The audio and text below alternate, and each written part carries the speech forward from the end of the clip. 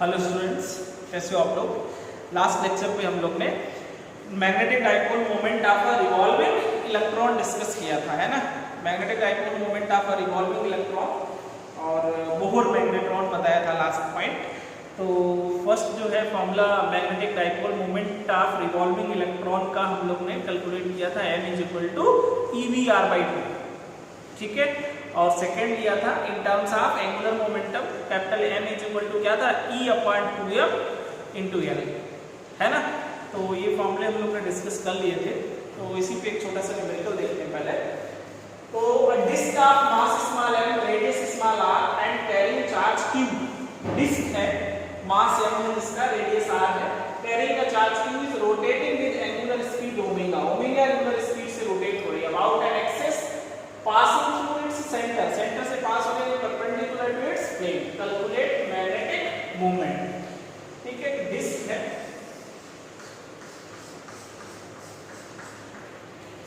Centre से pass होने वाले एक्सिस के और ओमेगा एंगुलर वेलोसिटी से इसका मास m है और रेडियस r है और इस पे q चार्ज डिस्ट्रीब्यूटेड, ठीक है। तो मैग्नेटिक डाइपोल मोमेंट निकालने का क्या फार्मूला था, वैसे E/2m, है ना, और इनटू L होता है एंगुलर मोमेंटम। तो चार्ज q है तो क्या बन जाएगा, Q/2 नहीं है। मैग्नेटिक डाइपोल मोमेंट m क्या फॉर्मूला होता था, m इलेक्ट्रॉन के लिए 2m × L, ये था magnetic dipole moment of a revolving electron. Electron था तो चार्ज E था, q चार्ज है q। और आपको पता है एंगुलर मोमेंटम क्या बताया, y ओमेगा, और I जो है डिस्क का परपेंडिकुलर एक्सिस के about moment of inertia half m/2 है, ये वैल्यू रख लो। तो m = Q/2m × हाफ m/2, तो एक m कैंसिल हो जाएगा, ये तो 4 हो जाएगा। तो magnetic dipole moment of a rotating disc आ जाएगा Q/2 ओमेगा/4। अच्छा, Q/2/4, ठीक है। तो इसमें देखो थोड़ा सा मैकेनिक्स भी यूज हो गया और मैग्नेटिज्म वाला टॉपिक भी यूज हो गया, है ना। मैग्नेटिक मोमेंट यूज किया तो उसे नेक्स्ट क्वेश्चन होते कंपटीशन में होगा, ठीक है। बोर्ड में भी आ जाते हैं कभी कभी, है ना, लेकिन कंपटीशन में होगा तो ध्यान रखना।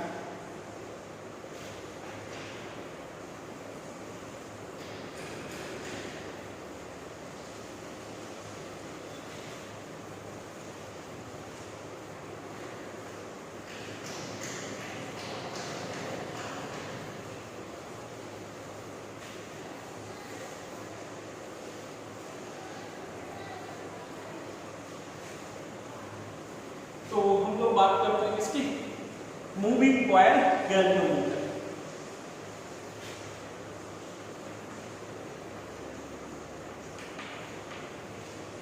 Moving coil galvanometer,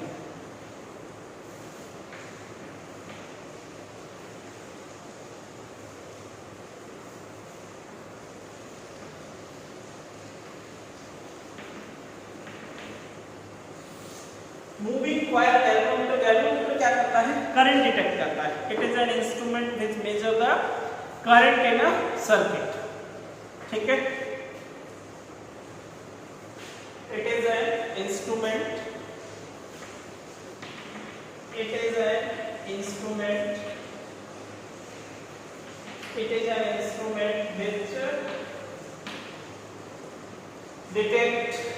which detect या कह सकते हो which measures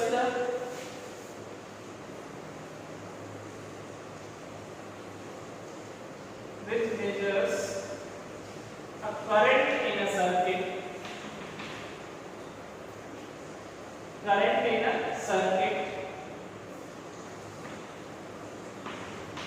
or find or obtain null deflection point in a circuit, or obtain null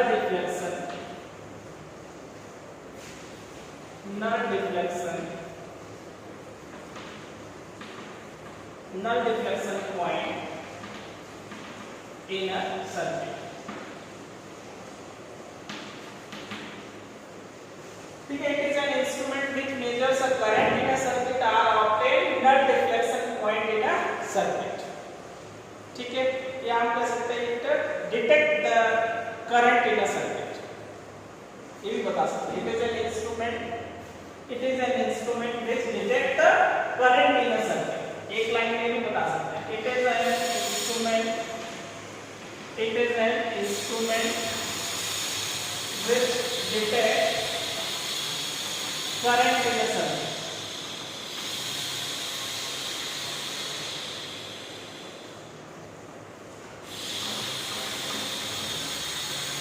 It is an instrument which detect current in a circuit. एक लाइन में बता सकते हैं.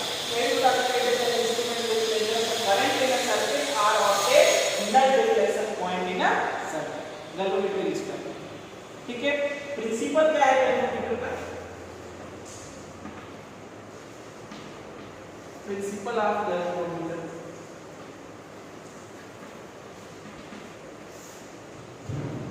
ठीक है, principle of galvanometer. When current carrying coil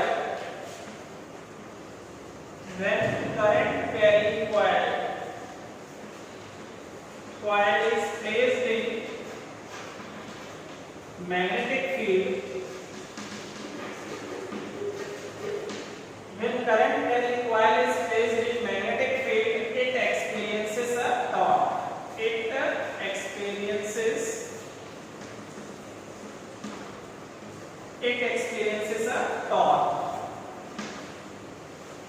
When current carrying coil is placed in magnetic field, it experiences a torque. Main ये principle है. In moving coil galvanometer,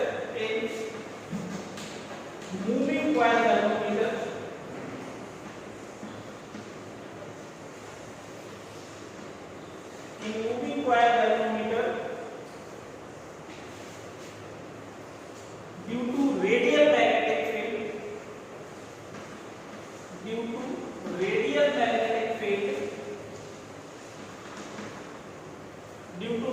magnetic field, plane of coil is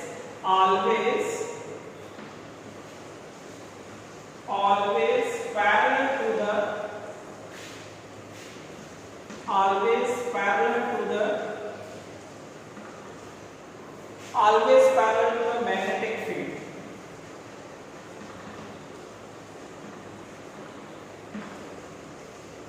So maximum torque is applied. Maximum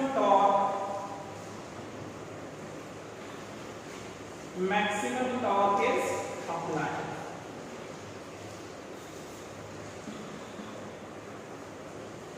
Maximum torque is at or in. ठीक है. When current carrying coil is placed in magnetic field, it experiences a torque. When in moving coil galvanometer, due to radial magnetic field, ठीक है, plane of coil is always parallel to the magnetic field. Plane of coil dipole moment की direction आपको पता है. Torque का क्या formula होता था बताओ? Τ = mv sin थीटा होता था. और या इसी को हम लोग Τ = क्या लिखते थे? m cross v. थीटा इसके मिडिल का एंगल है. Magnetic dipole moment and magnetic field, और मैग्नेटिक फील्ड और प्लेन दोनों क्या है? पैरेलल है. और आपको पता है magnetic dipole moment plane of coil में कैसा होता था? नॉर्मल आउटवर्ड या फिर नॉर्मल इनवर्ड. तो दोनों केसेस में मैग्नेटिक फील्ड के अलोंग प्लेन था तो प्लेन के नॉर्मल भी 90 डिग्री पे होगा, अपवर्ड भी डाउनवर्ड भी. तो दोनों केसेस में थीटा ऑलवेज क्या रहता है? नॉर्मल रहता है. थीटा नॉर्मल रहेगा तो टॉर्क कैसा अप्लाई होता है? Maximum apply. ठीक है, तो ये कॉन्सेप्ट रहता है किसका? मूविंग कॉइल गैल्वेनोमीटर का. तो सबसे पहले तो समझ आ गया होगा concept. It is an instrument which detect current in a circuit. ये कह सकते हो it is an instrument which measures a current in a circuit और null deflection point in a circuit. हम लोग कितने एक्सपेरिमेंट करते हैं, जिसे बीट स्टोन बेस पर किया था, या पोटेंशियोमीटर, मीटर बेस, तो नल डिफ्लेक्शन मीटर बेस में निकालना पड़ता, तो नल डिफ्लेक्शन के लिए हम लोग क्या गैल्वेनोमीटर देखते हैं, गैल्वेनोमीटर में डिफ्लेक्शन हो रहा है कि नहीं हो रहा है, ठीक है, तो इसका यूज करते हैं। लेबोरेटरी में आप खुद देखते हो, हालांकि उसका केवल स्केल वाला पोर्शन ही दिखता है, इंटरनल नहीं दिखता है। इंटरनल सर्किट बनाते हैं हम लोग, कैसा बनता है बनाते हैं।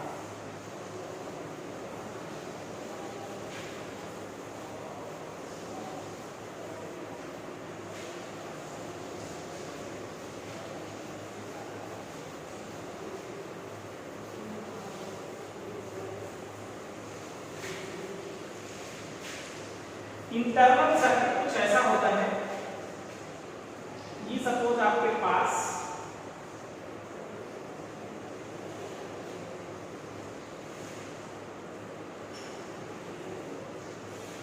नॉर्थ पोल है,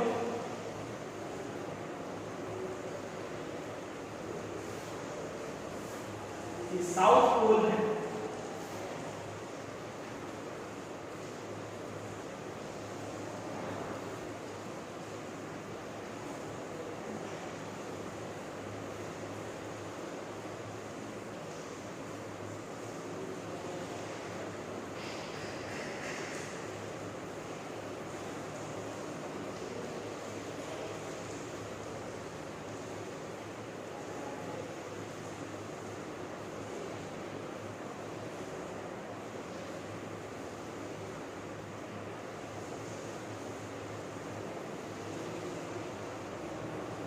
ये सिलिंड्रिकल सॉफ्ट आयरन कोर होता है, इस पे वायर जो है रैप्ड होता है,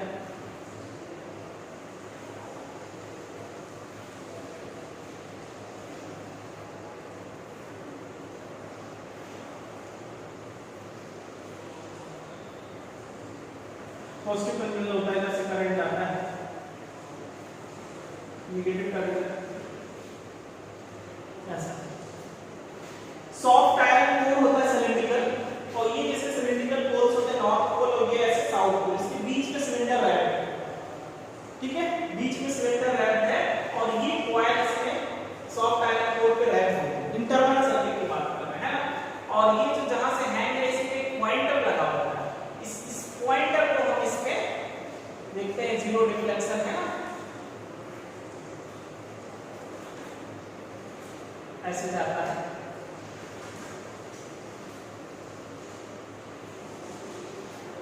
ऐसे पॉइंटर लगा होता है ना, स्केल मीटर स्केल टाइप का है ना, जिसमें हम लोग को डिफ्लेक्शन दिखता है। तो कुछ इंटरनल सर्किट ऐसा होता है,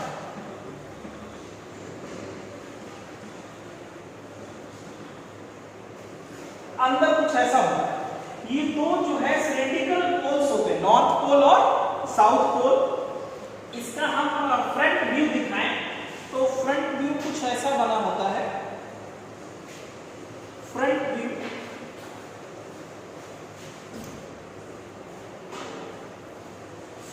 में क्या होता है, टू सिलिंड्रिकल पोल्स सिर्फ दिखा है, ये नॉर्थ पोल और ये साउथ पोल, ऊपर से कैसा दिखता है, ठीक है, ये सिलेंडर, और इसमें ये हम सिलेंडर का केवल ऊपर वाला पोर्शन दिखा रहे हैं, ठीक है,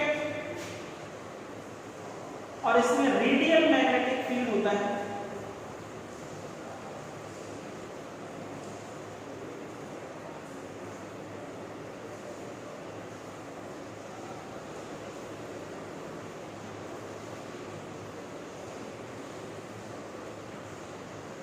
ये जो है सॉफ्ट आयरन कोर है,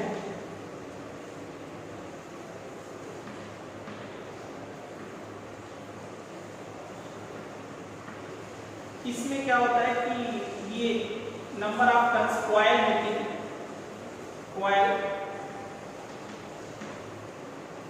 ये कॉइल जो है ना, और इसमें स्पाइरल स्प्रिंग, जहां से लटका हुआ था ये जो वायर थर्ड रो है, इसमें क्या होती है, जैसे कि जो तुम्हारा पास कॉइल है और इसमें कॉइल में क्या होता है, करंट फ्लो होता है, और करंट फ्लो होता है तो इसमें टॉर्क लगता है मैग्नेटिक फील्ड में, और एक कौन सा रेडियल मैग्नेटिक फील्ड है, रेडियल मैग्नेटिक,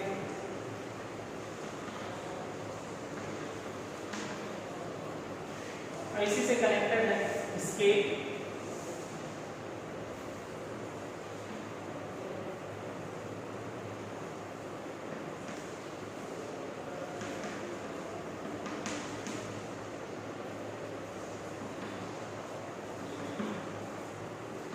ऐसा होता है, ठीक है।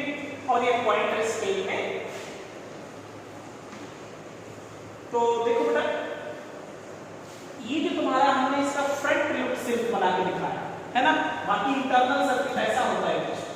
फ्रंट ट्यूब ये है कि जैसे ये सॉफ्ट आयरन कोर है सिलेंडर, और ये सिलिंड्रिकल पोल्स ही होते हैं, नॉर्थ पोल और साउथ पोल, तो डायरेक्शन नॉर्थ टू साउथ होगा।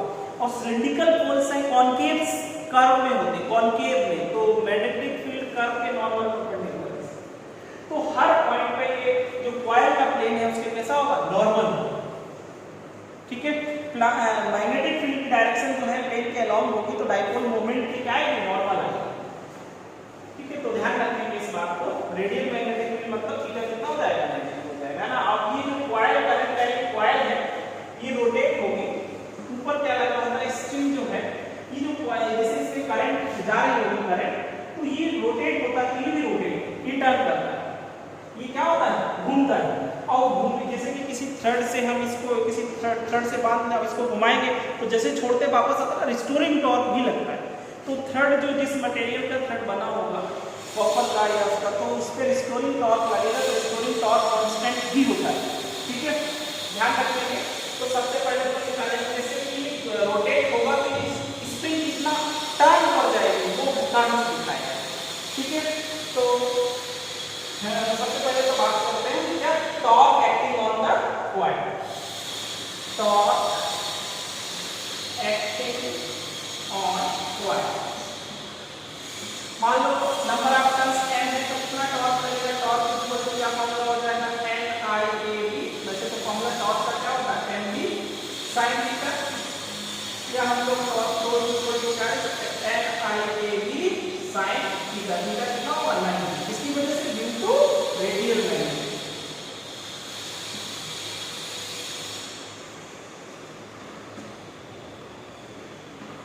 थीटा 90, तो n इक्वल टू NIA बताया था फॉर्मूला।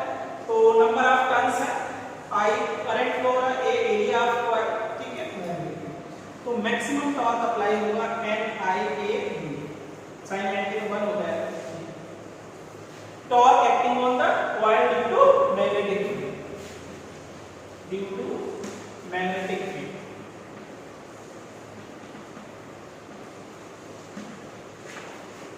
ठीक है। Restoring torque acting on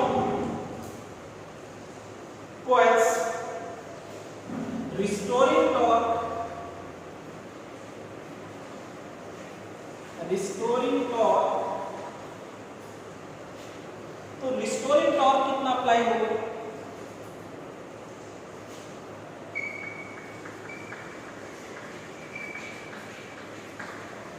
restoring torque acting on the spring, तो रिस्टोरिंग टॉर्क कितना अप्लाई होगा, तो रिस्टोरिंग टॉर्क को is equal to C into theta. मान लो थीटा ट्विस्ट हुआ, थीटा एंगल घूमा, तो कितना रिस्टोरिंग टॉर्क लगेगा, C इनटू थीटा। C है restoring torque constant, restoring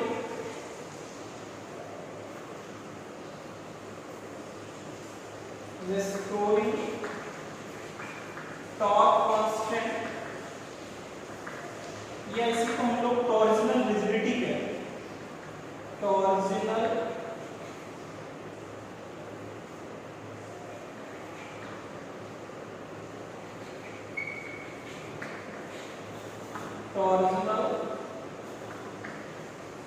rigidity, torsional rigidity कहो या रिस्टोरिंग टॉर्क कांस्टेंट। जैसे कि x डिस्टेंस खींचते थे तो force F equal to kx restoring force होता है, वैसे restoring torque C into theta. वहां पे x होता था हॉरिजॉन्टल मतलब linear displacement, angular displacement theta, और जो कांस्टेंट यूज होता है इसको फोर्स कांस्टेंट नहीं कहते, क्या बोलते हैं, रिस्टोरिंग टॉर्क कांस्टेंट या टॉर्जनल रिजिडिटी। ये किस पे डिपेंड करता है, जिस जो स्प्रिंग है वो जिस मटेरियल की बनी है, जो ट्विस्ट हुई है, घूम गई, ठीक है। तो रिस्टोरिंग टॉर्क कांस्टेंट क्या जाएगा, C into theta. In equilibrium in equilibrium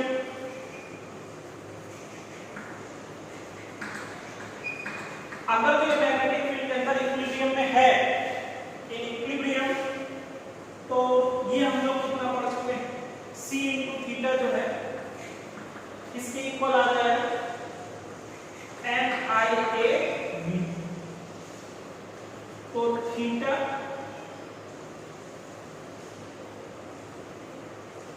ठीक है, ये चलिए देखो tau equal to c into theta था, तो की जगह पे क्या ले सकते हैं NIA, तो NIAB is equal to c into theta. ठीक है, उसी कोई फर्क नहीं पड़ रहा है, इक्विलिब्रियम में आप ले रहे हो तो आप चाहो तो इसको है ना यहाँ पे वैल्यू रख लो या इसी वैल्यू यहाँ पे, कोई फर्क नहीं पड़ रहा उससे। कुल मिलाकर के हम लोग ये देखेंगे कि जो रिस्टोरिंग टॉर्क है आपके पास इक्विलिब्रियम पे c इंटू थीटा को NIAB के बराबर होगा दोनों, तो theta is equal to NAB/c into I। तो ये पूरा कांस्टेंट टर्म है, थीटा प्रोपोर्शनल I आ जाएगा। इसका मतलब अगर तो इसमें करंट होगी कॉइल तो गैल्वेनोमीटर में डिफ्लेक्शन होगा, अगर तो करंट नहीं है तो गैल्वेनोमीटर में डिफ्लेक्शन नहीं होगा, तो करंट डिटेक्ट कर देता है। जरा से भी करंट जाएगी सर्किट में तो डिफ्लेक्शन हो जाएगा। तो ये ध्यान रखिए theta directly proportional to I ही आपको गैल्वेनोमीटर में यूज करना होता है, तो आप लोग कर सकते हैं। इंटरनल डायग्राम हमने तुमको बना के दिखाया, बात समझ गए ना। ये है एक्सटर्नल उसका फ्रंट व्यू कैसा दिखता है।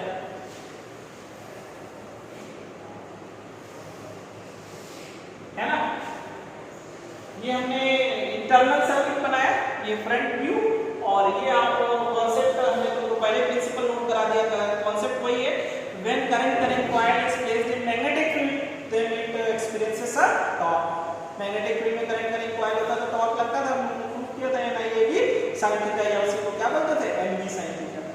तो कितना टॉर्क लगेगा NB sin थीटा, या फिर NIAB sin, और थीटा 90 किलो है क्योंकि रेडियल मैग्नेटिक फील्ड है, नॉर्मल है ना, और तो इज इक्वल टू NIAB आ जाएगा। और रिस्टोरिंग टॉर्क क्योंकि ये तुम्हारा ऊपर से बंधा हुआ है ना, तो कॉइल रोटेट करे, कॉइल अगर जो घूमेगी तो जो थ्रेड है, स्ट्रिंग है, वो क्या होगी, ट्विस्ट होगी, तो छोड़ते तो वापस आता है ना, तभी तो जिसे डिफ्लेक्शन होता है करंट फ्लो होने पर, फिर वापस आ जाता है ना, किसकी वजह से, रिस्टोरिंग टॉर्क। तो restoring torque c into theta, भीतर डिफ्लेक्शन होता है, उस पर डिपेंड करता है। और इक्विलिब्रियम में अगर लटका हुआ है मैग्नेटिक फील्ड में तो दोनों बराबर होंगे, बराबर कर दे तो डिफ्लेक्शन डायरेक्टली प्रोपोर्शनल टू क्या आ जाता है, करंट फ्लो आता है। इससे पता चलता है जितना ज्यादा डिफ्लेक्शन होगा उतनी ज्यादा करंट। ठीक है, तो ऐसे आपको बताना पड़ेगा पॉइंट।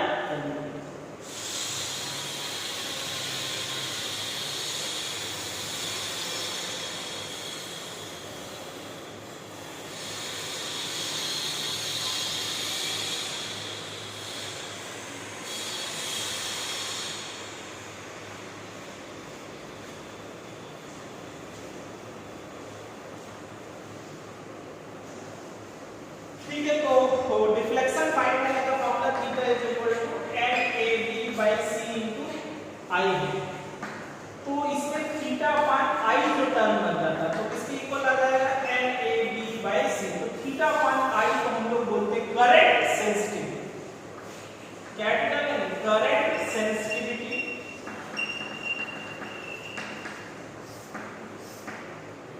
करंट सेंसिटिविटी क्या है, theta upon I। Current sensitivity definition क्या हो जाएगा, deflection per unit current flow is called current sensitivity. Deflection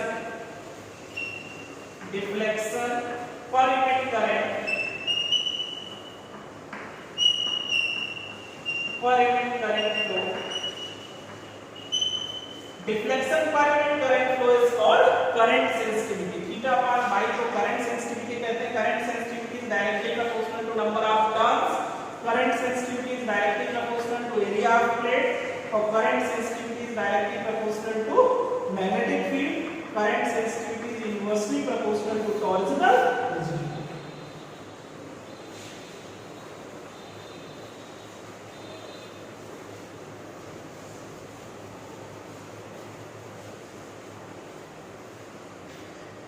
ठीक है बेटा, तो करंट सेंसिटिविटी ध्यान रखिए, करंट सेंसिटिविटी इन पे किस पे डिपेंड करता है, करंट सेंसिटिविटी निकालने का फार्मूला क्या है, करंट सेंसिटिविटी क्या होता है, theta by I, NAB/c। Basic term होता है voltage sensitivity. Voltage sensitivity, voltage sensitivity वही है deflection per unit voltage applied, deflection per unit voltage applied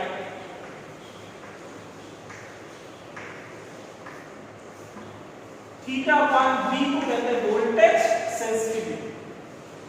तो थीटा अपॉन v की जगह पे IR लिख सकते हैं, इसी को वोल्टेज सेंसिटिविटी कहते हैं। v की जगह पे IR कर दिया तो ये क्या बन गया करंट सेंसिटिविटी। तो करंट सेंसिटिविटी बाय R, और करंट सेंसिटिविटी का हमको फार्मूला भी पता है, तो voltage sensitivity is equal to इसकी जगह पे क्या है बताओ NAV बाय C R और नीचे बस, तो ये वोल्टेज सेंसिटिविटी बन जाता है। यह फार्मूला ध्यान रखो, ये भी voltage sensitivity is equal to current sensitivity by resistance.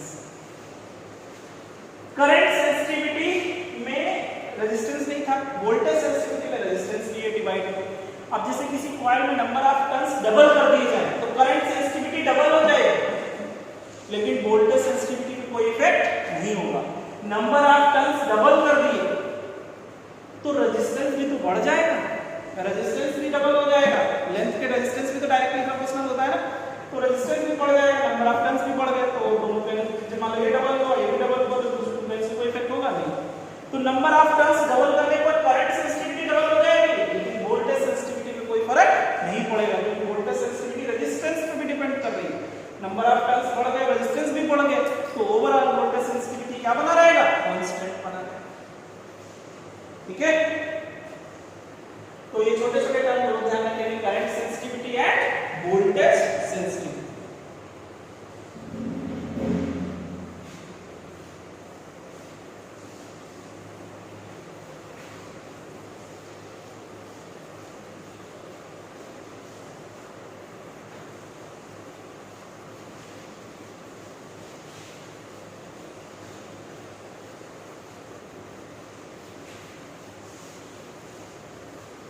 अब सिंपल सा कन्वर्जन है, गैल्वेनोमीटर का यूज हम लोग एज अ अमीटर भी कर सकते हैं और एज अ वोल्टमीटर भी कर सकते हैं।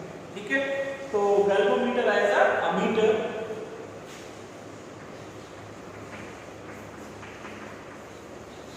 Galvanometer as an ammeter. Galvanometer को एज अ अमीटर यूज करने के लिए हम लोग क्या करते हैं, शंट रेजिस्टेंस कहां लगाते हैं, पैरेलल, क्योंकि अमीटर हमेशा सर्किट में कहां लगाया जाता है, सीरीज में। अमीटर करंट मेजर करना है किसी सर्किट के, तो अमीटर कहां लगाते हैं, सीरीज में, है ना, वो तो ध्यान रखो। वोल्टमीटर हमेशा कहां लगाते थे, सर्किट के पैरेलल में। ठीक है, यहां हम लोग बात कर रहे हैं गैल्वेनोमीटर एज एन अमीटर। तो जैसे कोई गैल्वेनोमीटर है जी, इसको हमें यूज करना है एज अ अमीटर, तो हम लोग क्या करते हैं, shunt resistance, small resistance, shunt resistance,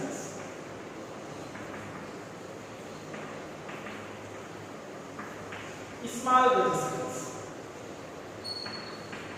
कहां यूज करते हैं, पैरेलल। इस पूरे अरेंजमेंट को हम लोग क्या बोलते हैं, अमीटर। जैसे मान लो इस सर्किट में I करंट आ रहा था, इधर क्या IC गैल्वेनोमीटर करंट, और इधर कितना जाएगा I माइनस IC। ठीक है, और इधर कंबाइन होकर फिर पूरा जाएगा। तो ये जो पूरा अरेंजमेंट है, ये पूरा अरेंजमेंट ही क्या कहलाता, अमीटर। ठीक है, तो शंट रेजिस्टेंस स्मॉल रेजिस्टेंस होता है। अगर जो आइडियल अमीटर पूछे तो शंट रेजिस्टेंस कितना हो जाएगा जी। ठीक है, तो ध्यान रखना है किसी सर्किट का अमीटर को गैल्वेनोमीटर को एज अमीटर कन्वर्ट करने के लिए हम लोग शंट रेजिस्टेंस इसमें यूज करते हैं, पैरेलल में। सबसे पहले तो ये पता होना चाहिए। ठीक है, और इस पूरे अरेंजमेंट को क्या बोलेंगे, अमीटर।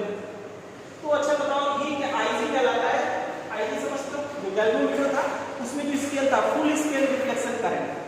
गैल्वेनोमीटर करंट डिटेक्ट करता है, मेजर नहीं कर पाता, मेजर करने के लिए उसको हमें कन्वर्ट करना पड़ता है इसमें अमीटर में। ठीक है, क्योंकि उसमें क्या है, नीडल जो था अगर इसके लिए पूरा रोटेट हो गया तो उससे ज्यादा करंट फ्लो होगी, तो वो उससे ज्यादा डिफरेंट तो हो ही नहीं सकता, तो वो एक लिमिट के बाद मेजर नहीं कर पाता, फिर स्मॉल करंट मेजर करता है कौन, गैल्वेनोमीटर। तो IC क्या लगा है, full scale deflection current, full scale deflection current. और G है resistance of galvano, resistance of galvanometer.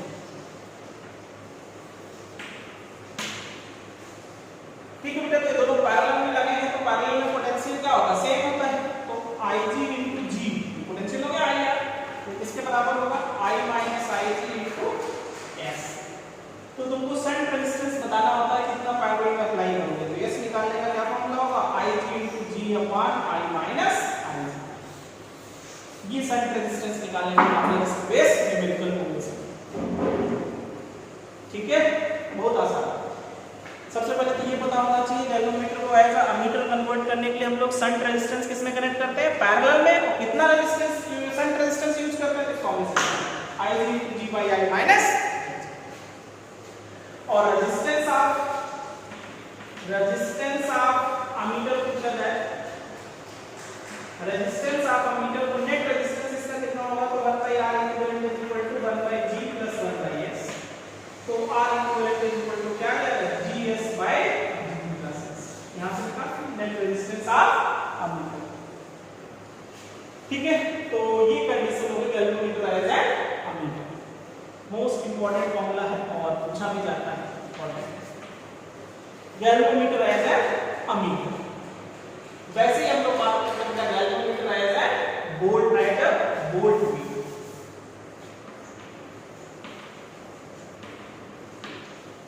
तो galvanometer as a voltmeter convert करने के लिए हम लोग क्या करते हैं,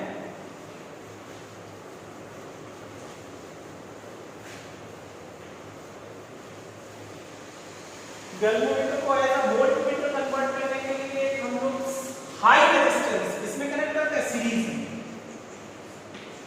हाई रेजिस्टेंस, मान लो सपोज गैल्वेनोमीटर में आईसी करंट जा रहा था, तो इसमें भी जाएगा।